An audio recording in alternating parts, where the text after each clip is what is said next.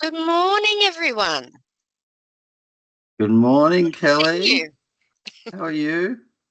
Good, thanks. Uh, Keeping busy. How about you? Yeah, very busy. Very busy. That cybersecurity world doesn't slow down. No, I could imagine there's always new things that people are trying to gain access to our information, so that's always kind of scary.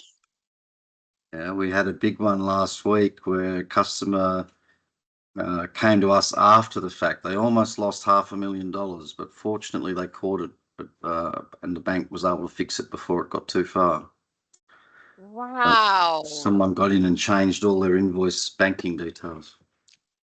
Yes, I've heard of that happening. It's really scary, and I have had a client that had that happen with one particular um customer of theirs, and luckily it didn't happen to all of them, but it only happened to that one where it got interrupted, and yeah, they changed the details on the PDF because when they sent it to us and said, "Well, this is what we paid," we're looking at it going, "Oh, somebody's changed the actual PDF." So it's really interesting what they can do these days, and scary, very scary. It is. Mm. So look, we've only got a small group, Mhm, and rather than me lecture, mhm. I thought if people want to turn the camera on, if they want to ask questions or bring up subjects that maybe aren't even in the list today, I'm quite happy to make it as interactive as possible. Okay. Um, I'll talk about artificial intelligence, but if anyone wants to sort of interrupt or ask a question, let's just keep it informal because really the most important thing about today is that everybody on the call is getting out of the call what they want. It's not me selling the message I want. It's Mm, you guys hearing and they're getting questions answered. So mhm. um, take me up on that if you feel like it. Fabulous. Otherwise, if you're happy, I'll dive in. Mhm. And I'm going to start by saying that I'm not an expert in artificial intelligence. And I actually think very few people are. I think there's only a handful of people in the world who really understand it. Um, Wow. I think that artificial intelligence is growing so fast and changing so much that you've almost got to be working in the inner sanctum of somewhere like Facebook or OpenAI or whatever to really be an expert in what's going on. What what I can do today is share with you guys some of my understandings and some of my experiences and talk a lot about uh, what is the best way to go about approaching artificial intelligence. And, Mhm, one of the things I kind of want to say right from the word go is you need to be careful about some of the headlines. I'm old, as my team regularly remind me, and I can remember, being told 30, 40 years ago that we're all going to be working in a paperless office. mm, Probably a few people who can remember that.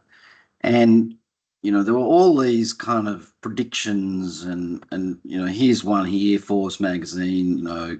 AI is taking over the accounting profession. I've seen other ones where it's AI will do all your bookkeeping in the future, and we won't need mhm, bookkeepers. And I just think you've got to be careful about those kinds of headlines. They're mostly mm, sensationalized. mm, There's definitely a need for anyone in any business to get their head around AI. And the worst thing you can do is put your head in the sand and not try to learn about it because it's going to have impacts on your businesses, it's going to have impacts on your clients' businesses. There's some very positive things you can do with AI, mm. but there's also some things that can go very wrong. And learning as much as you can now while it is in that, immature stage, while we're still Yeah. seeing rapid growth and change, and still, what I would call an emerging market. Learning as much now as you can, I think, is a good idea. And I thought I'd demonstrate to you, in a bit of a fun way, that you can use AI quite creatively. And today's presentation was built using AI, Mm-hmm. and I'll explain what I mean by that. I went into the AI, I won't say which one, and said, look, prepare for me 10 to 15 slides about AI, and the audience is Australian bookkeepers. And Mm-hmm. uh, what's interesting is it prepared a presentation that I would describe as about 80% right. Um, and my experience with AI is that tends to be what happens. You get it, you ask it to help you with solving certain problems, and it's almost like having a junior assistant, right? The the best thing about the junior assistant is they're not costing you $25 an hour, right? Um, um, and I sort of use this analogy all the time. If you treat AI a bit like an assistant, then you will probably get the best out of it, which means you can use it to do all sorts of tasks for you, but you still need to check the work. You still Mm-hmm. need to, you know, I wouldn't get a 19-year-old assistant to do a presentation for me and then go and present it without looking at it beforehand. Mm. Nobody would. Mm. Make sense. But if they can prepare that presentation for me and get it about 80% right, well, it's just saved me a whole heap of grunt work. And Mhm. that lets me then come along and do the finishing touches without having to do the, you know, I call it the grunt work going along. And that's how I like to sort of describe the way you should think about AI. It can save you a lot of time. It can do a lot of things for you, but you can't just blindly trust it. At least not yet. You can't. You've got to Mhm. go ahead and check what you're doing. And Mhm. there's some wonderful examples of where it's gone wrong. Some of them kind of funny. Some of them horrendous. Uh, when AI comes out and says it's legal to fire a worker who complains about sexual harassment and doesn't disclose a pregnancy or refuses to cut their dreadlocks, it's obviously not right. Um, the dreadlocks one makes me laugh every time. Um, and it's an example of how it can get things wrong. But there's more sinister examples too. There's a great example in the industry where a large company implemented AI. They didn't put the right controls and the right security around it. And one of the young male employees entered a query and said, look, please give me a table, all the female employees under the age of 30 with their phone number and their home address. Now, that's a pretty sinister question. And the scary thing is, because the AI hadn't been implemented properly, it actually gave out the answer, right? Which, obviously is not a good thing. And there's lots of other examples of where things have gone wrong. And one of the things we'll do today is talk a bit about some of the things you can do when you're evaluating AI solutions, and some are like, we'll provide you with a bit of a checklist of things to look for and go through as you're looking at AI solutions. Mhm. Um, one of the things to be very aware of is confidentiality of client data. Mhm. Um, uh, I went to a conference a year ago, and I was astounded to see a presenter on stage suggesting that people take, exported spreadsheets from zero and put it into AI to create reports and insights and summaries. And this is what I mean by that, there's lots of people out there who say they're experts, but they're not really experts, because that's actually a breach of the client's confidentiality. And the Australian, the Office of the Australian Information Commissioner has very clearly suggested that you should not be putting any sensitive information into publicly available AI tools. You really need to be looking at what tools are out there that can guarantee privacy. And if you're not sure, don't share any sensitive information with it. And obviously in your business, your clients, their financial information, it's pretty sensitive information. Right? Yeah, And and something that I just want to interrupt just for a second there is that cool. when I signed up for Harvey Norman IT, they turned on all the protocols in my email for encrypted emails, and they turned on all Yes. the safety features that I didn't even know that were in Office 365. So I am eternally grateful for that, because now I understand, how important those things are, and how it's protecting me and my clients. From any kind, well, it's protecting me as best as we can with the cybersecurity. I mean, 100% cybersecurity is not something that we can achieve, because they're always thinking of new ways, but you guys find out pretty quick and stop it like pretty quick for me, even if it's in the middle of the night. So I'm not having to worry about any of that stuff.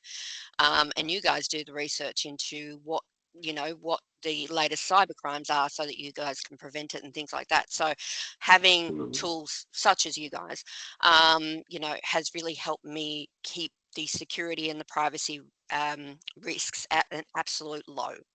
So I'm really appreciative of that.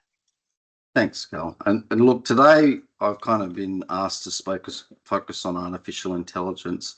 But if anyone wants to talk cybersecurity, how you meet your guidelines, I know you've all got a lot of new regulations around quality management systems, and they impact cybersecurity. I haven't covered them in their presentation, but if you want to talk or ask questions, I'm very happy to answer any questions as we go along. That's the beauty of it being a small group.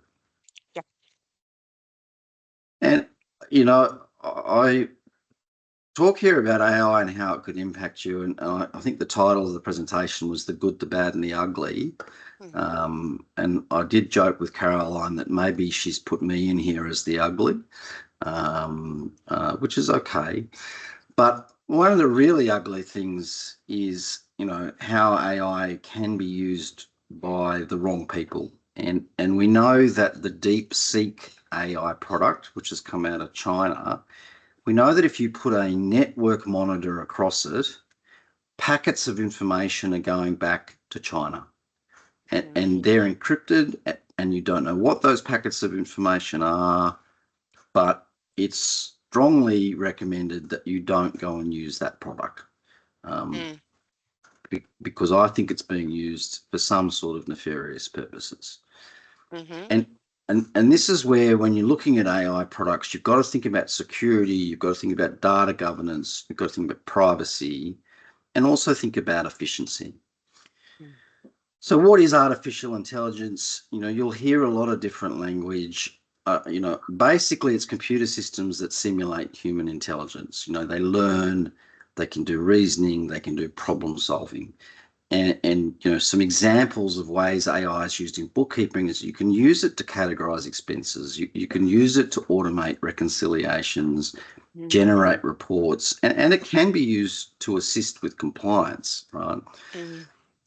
It matters to your industry because over time it's going to speed up a lot of your manual tasks, particularly with that kind of recognition of expenses and being able to do your imports and even scan receipts, right? And it will generally reduce human error when correctly trained, right? It'll save time on reconciliation reporting, and it's great at offering insights. And we'll do a couple of little demonstrations later to give you just a taste for what's possible. and I'm not an expert on bookkeeping software, particularly the AI tools that are coming around. But I imagine you guys are all getting approached by every vendor and every salesperson you can imagine, and they're all trying to flog you an AI solution at the moment. You're Yes. probably getting approached with multiple AI solutions. And look, these are just some examples of different solutions that are out there in the marketplace, and the kinds of things that they do. And Mm, one of the things I'm going to kind of say, and this is probably a little bit out of kilter with mainstream views, is if you think about when new industries come along, generally there's lots of new companies with lots of solutions. mhm, You go back and you think about different points in time where something new has come along, and suddenly you've got 20 new companies and they've all got a solution and they're all telling you their solution is the best. Right? You then go fast forward 4 or 5 years down the track, and 60 to 70% of those companies have gone broke, mm, and they don't exist anymore. Right? And I don't think a lot of people have thought about what's going to happen with the data that those companies have. mm, Right? And so I'm kind of saying be very cautious in adopting AI. It really is in its infancy. Now, I'm mhm, not saying don't learn about AI, don't use it to improve your business, but what I'm saying is just be really cautious about it. If it's a big company that you know and trust, like a Xero or an MYOB or a Microsoft, then mm. you know they're going to be there in a few years' time. Right? Yep. But if it's some startup that some guy's, created in his garage and now he's gone and got some startup funding, you just have to be really careful because they may not be there in a few years' time.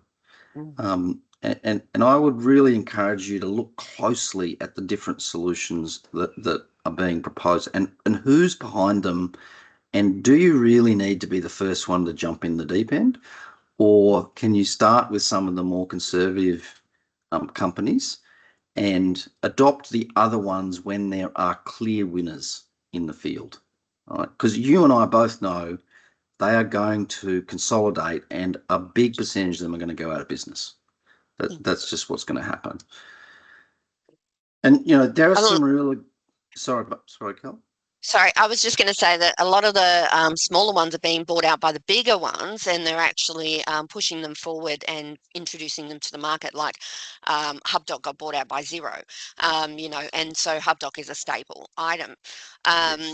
And then you've got other ones like Pinch Payments is now working with Anature and things like that. So there's a lot of options for you need to keep an eye on it. And if it does start to develop and if a bigger brand buys it over, then it's going to be stable enough for you to move forward with them. But yeah, there is a lot of Correct. option out there.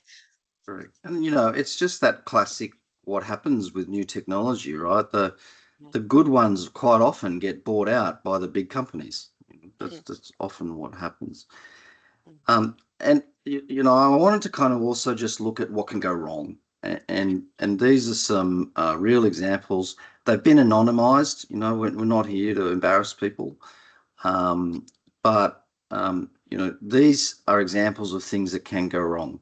And the first one, they automated payments. They double paid a whole lot of bills, and they basically cost them thousands of dollars in overpayments. The second one, something we've already touched on, a bookkeeping practice using ChatGPT. It's a violation of the privacy laws, yep. and they got themselves into a bit of trouble. And this one here I found interesting. The client was using AI to handle GST coding. The result: 3 months of misclassified GST and an ATO audit. Um, That sounds actually quite common, and it's not just AI, unfortunately. and you probably know more examples than I do in your industry. But Mhm. it's just, I suppose, reflecting on that earlier comment about, think about it like an assistant. You can get it to do stuff for you, but you've got to go and double check. All right. It's Always. so important that you're keeping an eye on it. You wouldn't rely on an assistant to do that work without checking them. Um, and the other benefit of thinking about them like an assistant is they can get a lot of work done for you, and Mm, that's a good thing, right? So it's good, and but it's also got to be managed and handled correctly, all yeah. right?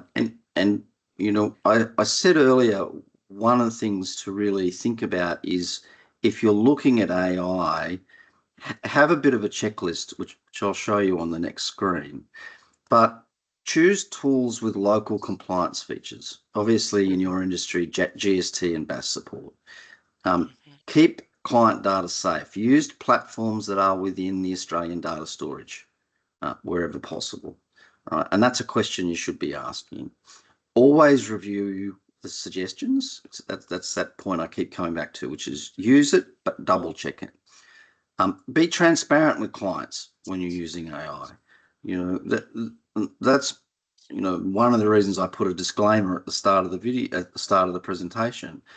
I think it's important people know that you're using AI and that they can ask you questions about how you're using AI and how you're using their data with AI. If you're upfront and transparent with your clients, they will appreciate that.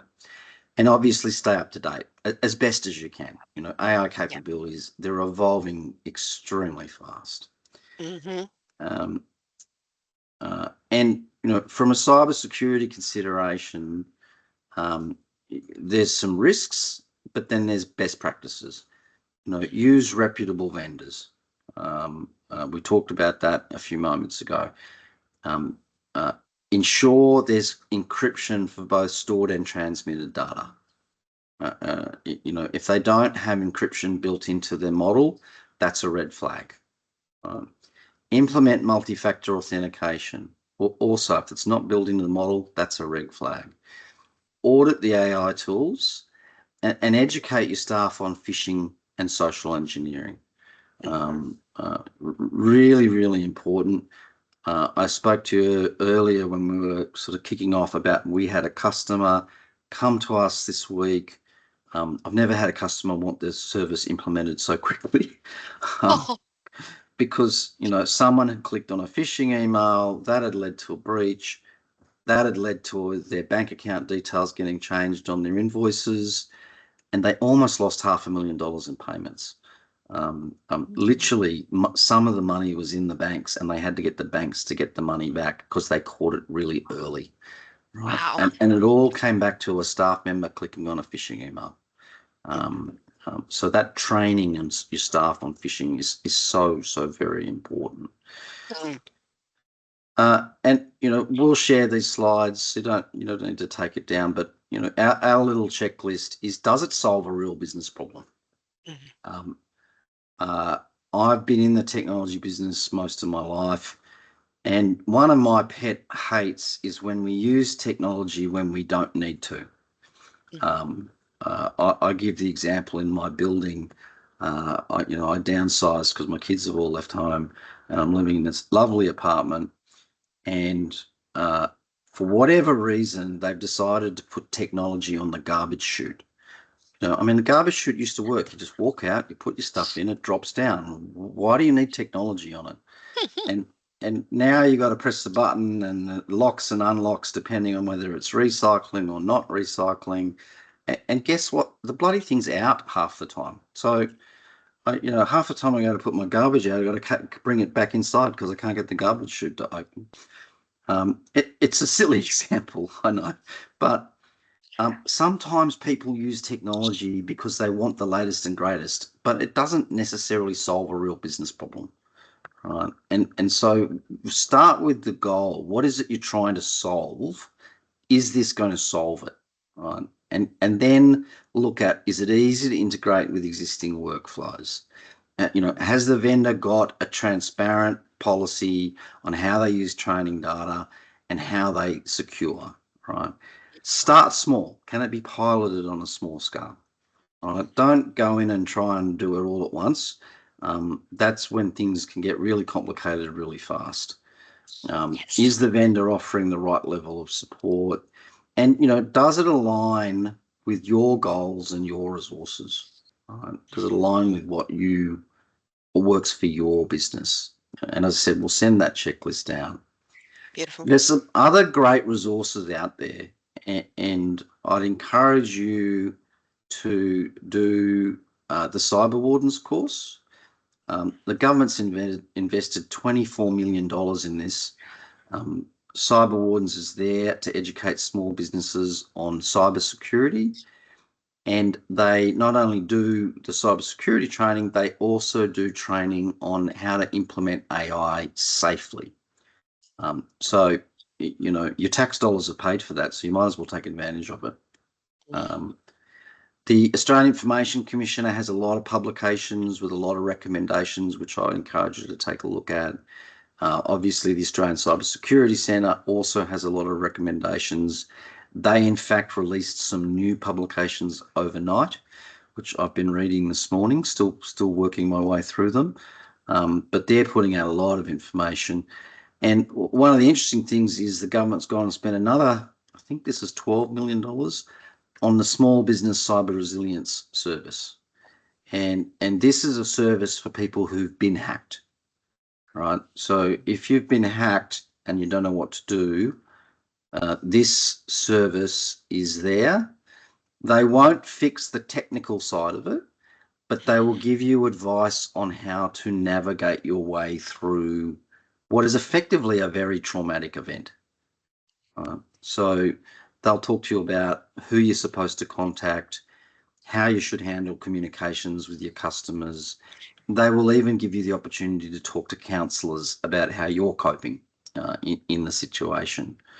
I actually think it's a good thing, because what they're Mm. kind of acknowledging is that being hacked is not a small thing.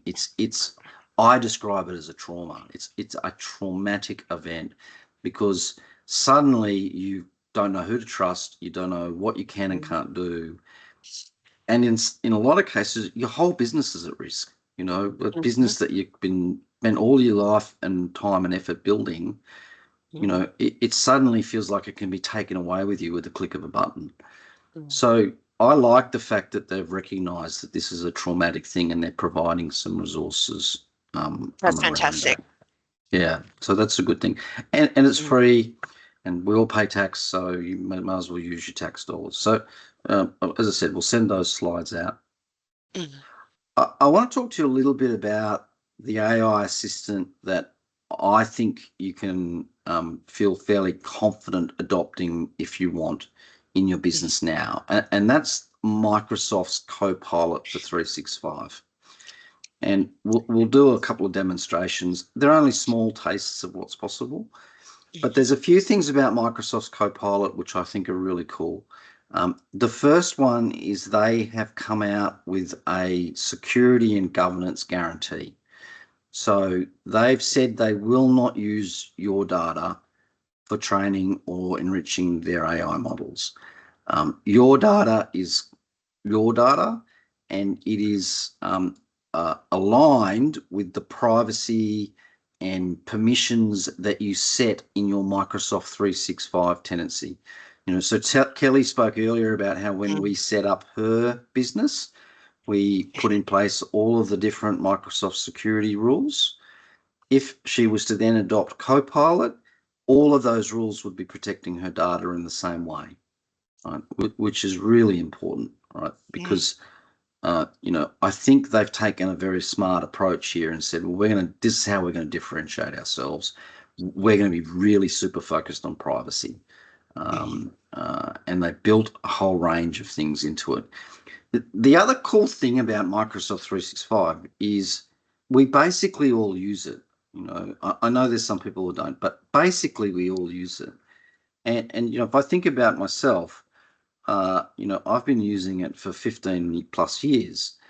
And when you implement Copilot for 365, it has access to your Microsoft 365 data, which means it can learn a lot about you and how you like to do things. And I like that personalization. Mm. A simple example is, once it's done the analysis, and that can take up to 2 weeks to go through and analyze all your records. It's not a simple process. Once it's done the analysis, you can say things like, hey, can you write this email and do it in my tone? Write it using the language I would use. And Mhm. it does a pretty good job. It actually sounds like you. Um, uh, Obviously, there are other benefits to having access to all of that data. And let me just give you a couple of very quick demonstrations. And as I said, this is just the tip of the iceberg.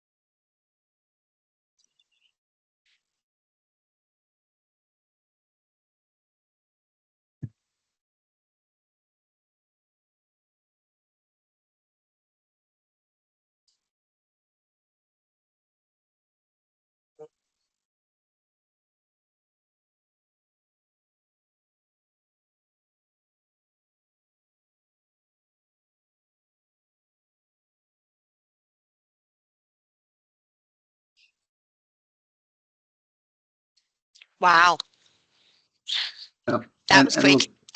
look, it's extraordinarily quick. And like I said, it's just a taste. Let me just show you another one.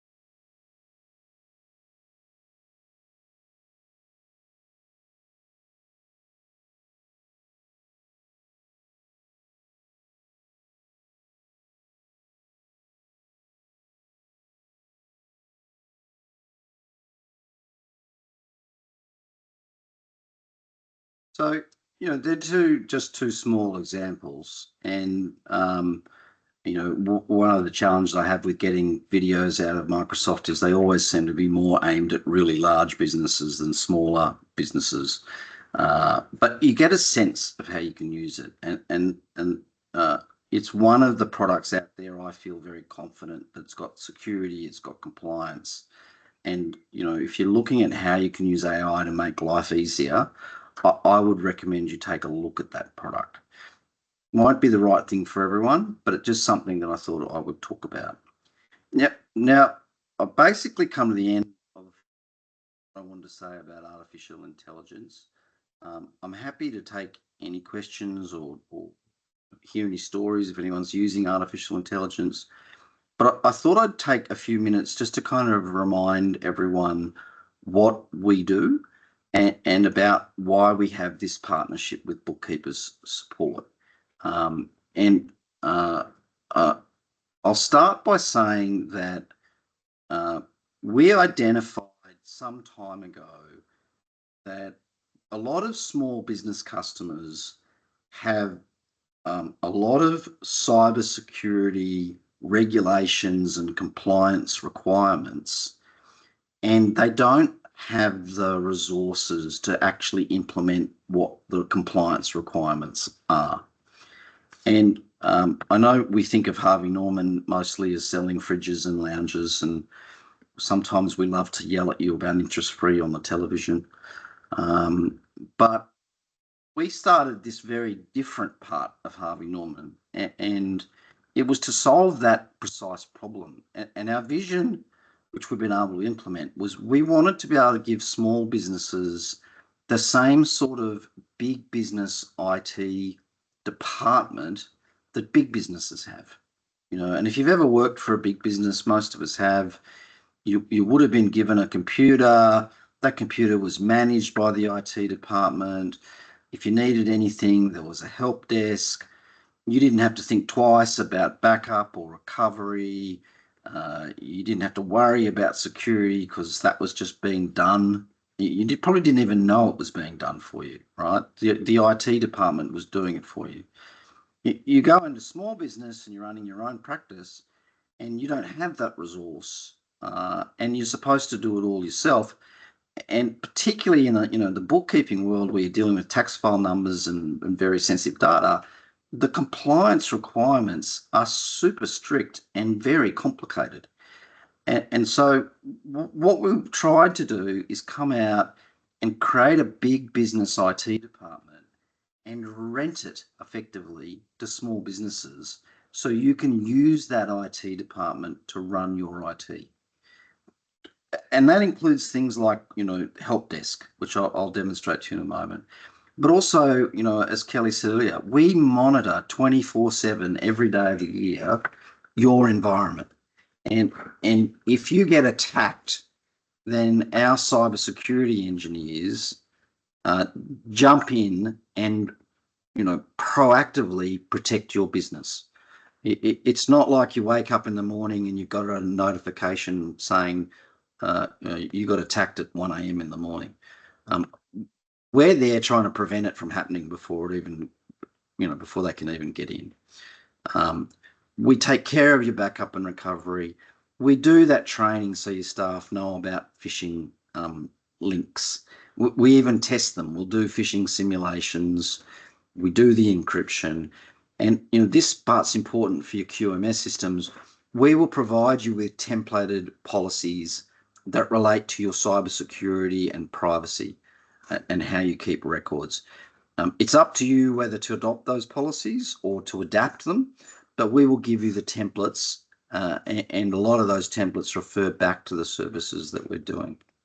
So, if you're not using our services now, I'd encourage you to talk to people like Kelly who are using our services and get a sense of what they're like and the quality of what we do. And I really want to emphasize the quality of what we do. There are plenty of IT people out there who offer services. Some of them are very good, but remember, this is an industry that's not regulated, and some of them are just cowboys, and it's as simple as that. And I like to kind of highlight the quality of what we do by talking about our help desk.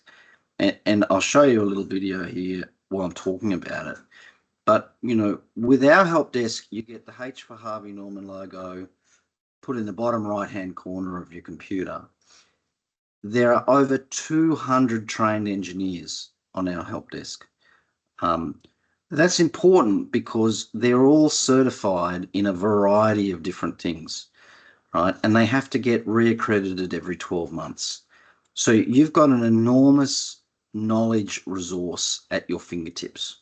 If you don't get the right person the first time, then there's someone in there who will know the answers to your questions, because there's such a large volume of people with such a broad volume of certifications, and they're updated regularly. That you're not dealing with a computer guy whose whole support might be himself, right? Who may or may not have any formal training. It's a completely different scenario. You hit that H for help, you get connected, and our engineers can remotely access your computer and they can fix your problem for you. So they're not there trying to talk you through, hit this button, do this, type this in. They fix your problem for you and take care of it as you go along. And I keep talking about, the quality of what we do. We didn't just implement this without thinking about the customer experience. We thought a lot about the customer experience. And, one of the questions that kept coming up was, well, there's 200 people here, but I don't want to talk to someone different every time I dial in or every time I have a question, right? Because it's nice to talk to someone on a regular basis and then that they can become familiar with how you like to do things. So we've implemented a solution for that called bullseye routing. And what that means is we recognize where the inquiries are coming from, and those inquiries will get routed to the same 4 or 5 people most of the time. Right? I don't say always, because there's always someone calls in sick or this or that, but 95% of the time, the same people are dealing with your problems, which means you get to know them, they get to know you, and they get to know your environment, and they get more efficient over time. Now, this is just one of the products that we offer, but I really want you to understand that we are using enterprise grade solutions across the board, particularly with our security solutions. It's not, backyard stuff. As you'd expect from Harvey Norman, we have really gone to the trouble of implementing a highly quality solution. And because we share it with hundreds of businesses all around Australia, we're able to hit a price point. And this kind of level of support would have cost tens of thousands of dollars in the past. Now it starts from as low as $99 a month, right? And there's other plans, and you may go higher. So I'm not saying it's only 99, but it starts from $99 a month. And when we've gone around sort of building this, we've really tried to kind of stick to a handful of key principles and pillars. We want it to be simple. We want it to be proactive. A lot of the solution in cybersecurity is about being proactive. It's about getting in front of threat detection, knowing what's coming, updating with the patches, implementing the various protective policies and rules available. And we also really wanted to take advantage of the fact that, well, we've got 200 stores all across Australia. So if we need to send someone on site, and it's very rarely that we do, but if we need to, we can, right? If you're within 25, 30 kilometres of a Harvey Norman store and you're one of our customers, if we can't fix your problem remotely, we can send somebody on site. And there are, I don't think there's anyone else in Australia who can claim that, right? It's really a very broad coverage. So, I've just touched on what we do. We have this wonderful partnership with Kelly and Bookkeeper Support. That's been going now for over 12 months. We're very much appreciative of the partnership. We've met a lot of people, we've gained some customers. We've tried to keep it all about educating. So, today's session was about kind of keeping you up to date with artificial intelligence. We have a landing page just for the team at Bookkeepers Support. You can see the address there on the screen. I know Kelly promotes the address to you guys as well through her resources. And on that page, you can get tips and tricks. You can make appointments to see us, and you can take advantage of this offer, which I think is a really important offer, which is we will provide you with a free cybersecurity assessment because you are a member of Bookkeepers Support. Now, this isn't just a tick and flick, automated document. This involves nearly an hour-long meeting with a cybersecurity engineer. They utilise the risk mitigation framework that you are supposed to be compliant with, which is called the Essential 8, published by the federal government. And they will give you a report on exactly how compliant you are with the Essential 8 risk mitigation framework. They'll tell you what you're good at, they'll tell you what you're bad at, and I think very usefully, they will also give you priorities around where you should be focusing first, because we understand that sometimes you can't do everything.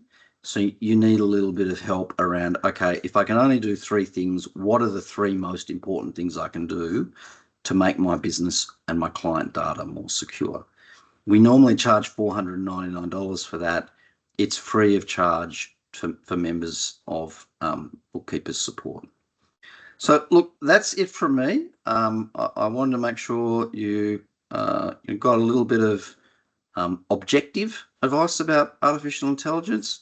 I think it's got a lot of benefits, and there's some really great things that we're going to be able to do with artificial intelligence. But I'm also of the opinion that you just need to be a little bit cautious moving forward. There's no reason to jump in the deep end and implement everything all at once. Take your time and really think through what is the right solution for my business. I'll finish there, and I would love to hear some questions if people have any. It can be about anything. It could be artificial intelligence, cybersecurity, where to buy this nice jumper, anything you want to ask.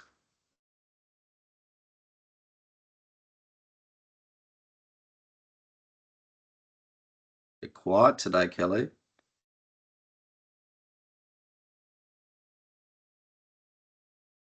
there anything in the chat? Questions in the chat.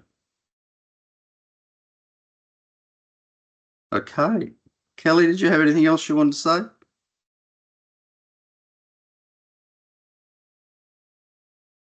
I think Kelly's been called away.